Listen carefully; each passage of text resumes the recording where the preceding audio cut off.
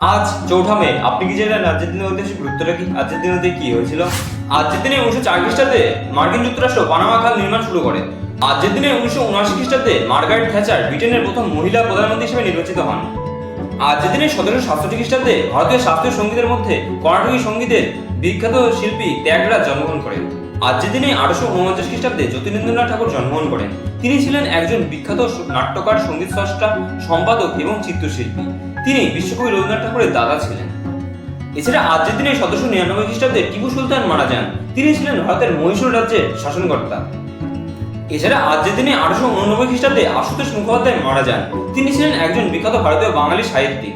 এছাড়া আজকের দিনে 1956 খ্রিস্টাব্দে পূর্ণচন্দ্র দাস মারা যান। তিনি ছিলেন ভারতীয় উপমহাদেশে ব্রিটিশ বিরোধী স্বাধীনতা আন্দোলনের একজন উল্লেখযোগ্য বিপ্লবী। এছাড়া আজকের দিনে 1957 খ্রিস্টাব্দে হেমচন্দ্র রায়চৌধুরী মারা যান। তিনি ছিলেন একজন ভারতীয় বাঙালি ইতিহাসবিদ। এছাড়া আজকের দিনটি আন্তর্জাতিক অগ্নি নির্বাপক দিবস রূপে পালন করা হয়। আগুন নেভানোর কাজে সাহায্যকারী ব্যক্তিদের সম্মান জানাতেই আজকের দিনটি পালন করা হয়। ভিডিওটা কেমন লাগলো সেটা কমেন্ট বক্সে কমেন্ট করে জানান। ভিডিও যদি ভালো লেগে থাকে তাহলে একটা লাইক করে দেবেন। ভিডিও থেকে যদি আপনি নতুন কোনো তথ্য জানতে পারেন তাহলে আপনি আপনার প্রিয়জনের কাছে শেয়ার করে তাদের জন্য সুযোগ করে দেবেন। এইরকমই প্রতিদিনের গুরুত্ব সম্পর্কে জানতে চ্যানেলটি সাবস্ক্রাইব করে চ্যানেল পাশে থাকবেন।